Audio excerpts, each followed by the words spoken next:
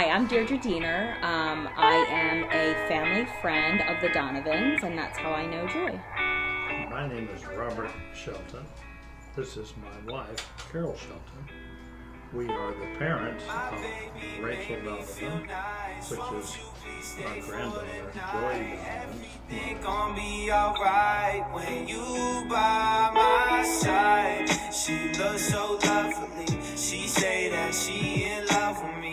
Her voice is like a drug to me, and I just need my fix. Take me to the beach when the sunset lifts on your neck. Everybody assumes when you get married, you assume you're going to. If you want children, you assume you're going to be able to have children. It never enters your mind that you're not until you can't. We were trying to have children, but we were infertile.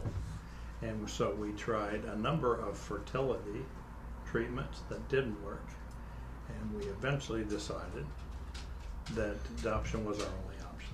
In our first case with Alicia was a private adoption. Carol was working and she met somebody in the store who was a doctor's wife who said, I think I know someone who wants to give up their child for adoption. And that led to a private adoption. When the second one came along, it was through Children's Services. They came and they interviewed us to see if we were suitable parents, and then they put us on the list, and then we had to wait. Now, when the third one came along, which was 3 years after the second 3 one. years after the second one, and which biologically connected, we did notice similarities in things like, for example, I have little tags on my thumb, and she had the same thing. And that was the first time I realized, gee, there are some things that just get transmitted through DNA. But in every other respect, we couldn't tell the difference. We really don't, and to this day, we don't see any difference.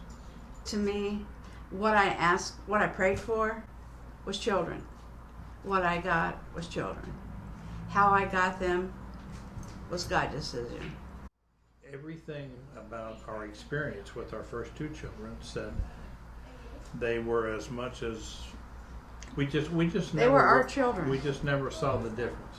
So originally, because I'd only had experience with the nature part, okay, I would have sworn that maybe it was 90% nurture and 10% nature. But as we began to experience the things that we saw with one that was biologically connected, and then as our adopted daughters made connections with their biological parents, there were similarities that we could see.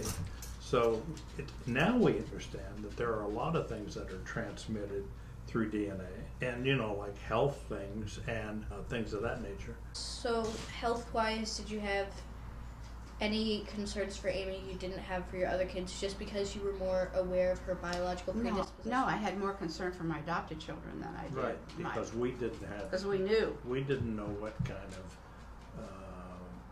tendencies toward certain health issues they might have had. And since our daughters have met their biological parents and we've learned things that they have picked up, you might say tendencies that they have from their biological parents, we're glad that they had that information. We were always happy for her. And we told her, even before she showed any interest in finding her biological parents, we told her, if you ever want to do that, we'll help you.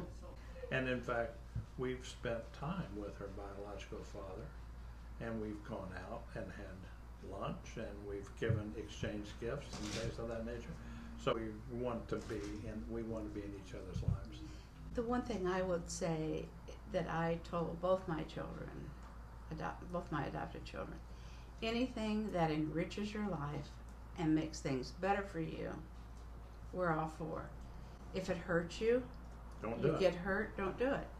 I would want to know where I came from. I would want to know my history. I can't imagine being a kid and not knowing who am I? It's fairly common in the families that have adopted children, where the adopted children have a great deal of emotional problems being adopted. They frequently have trouble with it, and Alicia was one of those who had trouble with it until she was about 30. And I can tell you for sure, not just in our case, most families who are able to adopt are very, very appreciative of the opportunity.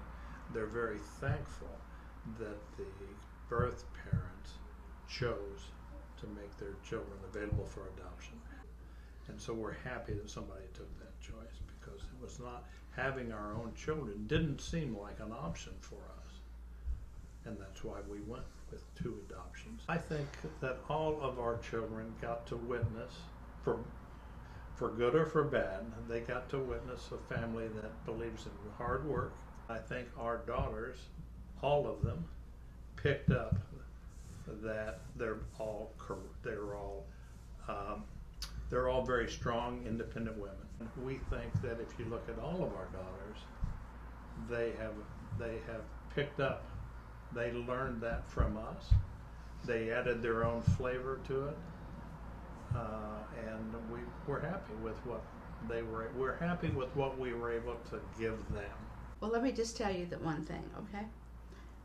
I'm thankful for all 3 of my children, however they came.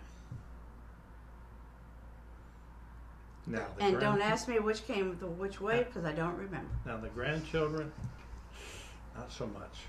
Yeah, well, that's getting cut out of the interview. Red, what you want, dress, baby? All you ever gotta do is send one text. I'll be at your door. Yeah, she remind me of the space and size, and I don't care about the So money. when I decided, I was recently divorced. I had wanted to be a mom my entire life. It was a dream of mine. I didn't care what happened in my life. All I knew was I wanted to be a mom. And so I thought, well, I don't think that dream is over, because science has advanced so much. And I wanted to check out what my options could be to be a mom. Whether that would be carrying my own child, adopting a child, whatever it was, I didn't care. I just wanted to get the facts. The first starting point, logically, for me was to see if I could carry my own child. So I went in when I was 41 and got a bunch of tests to determine what my path would look like. And it was determined that I could definitely carry a child. But the challenge was, number 1, I'm single. Number 2, I was at an older age, so I needed to really understand whether I could use my own eggs or not. And so that's where they did a bunch of tests to determine I could potentially do it, but it really would cause some risks to the profile of the baby. And that's when I decided that I wanted to both use an egg donor and a sperm donor. The first step is usually IUI, which is basically they take sperm and they inject it into your body and see if you can get pregnant. I didn't want to waste time. All I wanted to do was be pregnant. And so for me, it was IVF, let's go. And I knew the success rates were very much in my favor. And they did some tests to know whether my uterus was in good enough shape to carry a baby, and it was perfect. So that's when I went down that path. I wanted the experience of carrying a child. I knew that other women had, they just oozed positivity and that connection, and I just wanted to experience that. But I also prepared myself. If it was adoption, I was going to be happy with that too. It didn't matter.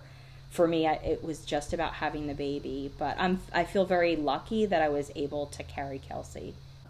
So when you were choosing profiles of donors for Kelsey, Mm-hmm. what were some of the things you were picky about? Yes. The first question. Yeah.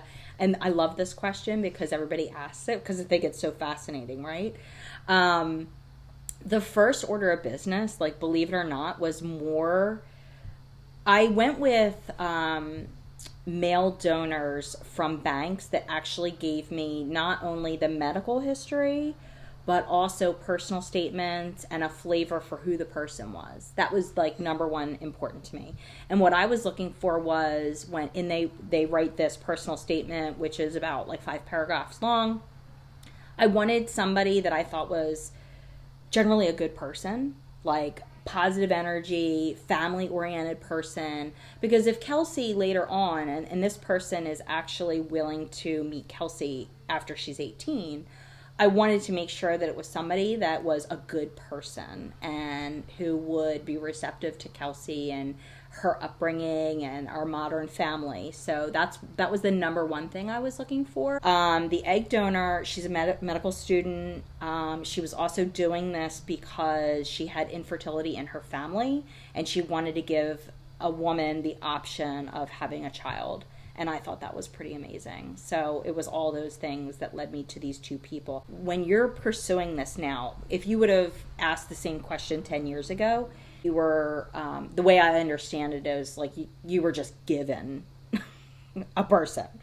You didn't have, you might have chosen race, but that was pretty much it.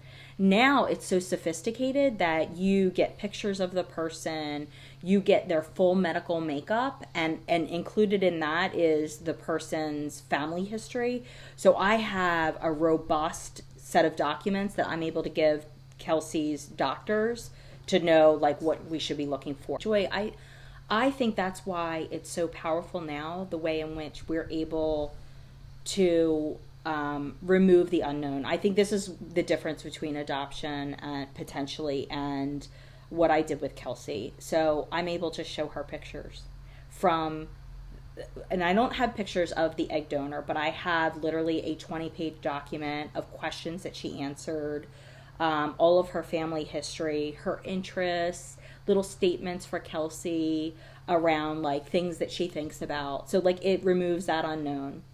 With the sperm donor, it's the same thing, but I actually have pictures from I think I have like 25 pictures of him from when he was a baby to like up to almost current. Now I don't know his first and his last name. I just have a lot of information on him, and we're able to contact him when she's 18. So I feel like in a way that this whole identity crisis, like I don't know where I came from, I hope for her, I'm going to be totally honest with her through her life as to how she was created, why she was, why I pursued this path.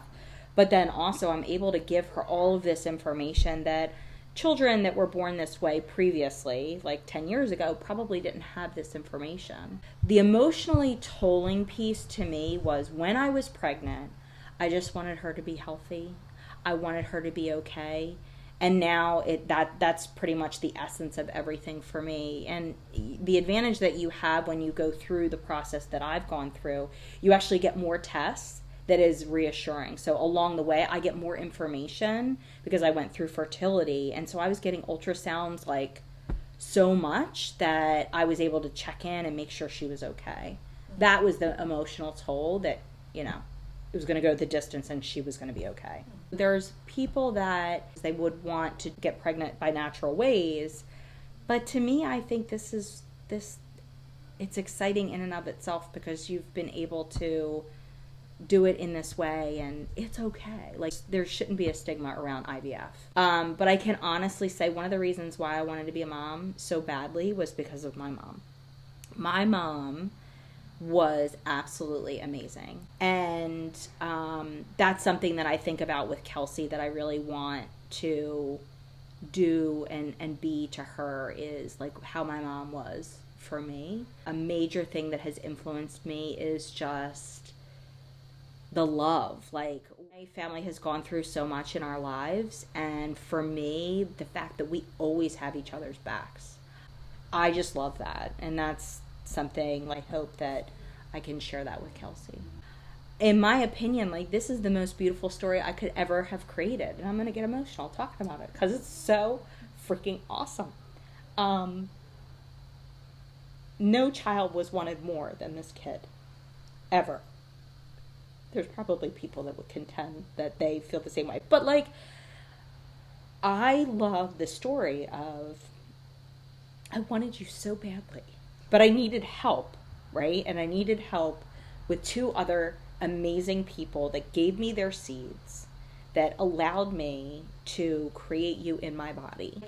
Families come in all different shapes, sizes, composites. Like, I want us to be proud of, like, our modern family. And so, like, being very honest about, like, how we've come together, I feel so connected to this kid. Sometimes I actually forget that was the process because she's just here, and I just Like she is so like I feel like she's part of my skin and my makeup as a human being.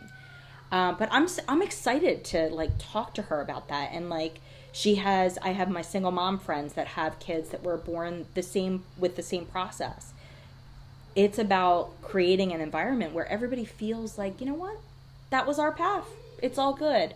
Now, at the age of 20, that's different, right? Because as we talked about before, she might want to meet her the sperm donor, and that's fine. I'm never going to prevent her from exploring any aspect of her life that would make her happier. That's super important to me, and I will help her in that. Oh my goodness, is this a little baby? Ah! Who's that? Is that my peanut? Come here. Hold on. Come here, you. Come on. We need to have this on the video. I mean, who wouldn't want this situation, right? Oh, tell them what you think. Are you a little baby? I know. Yay. Please sing me a song forever. Don't feel so long. She could not do me no wrong, no wrong, no wrong. Lift the weight on my chest. She comes to numb all my stress. Her lips fit good on my neck, my neck, my neck. My baby made me feel nice. Won't you please stay for the night? Everything gon' be alright when you by my side. She looks so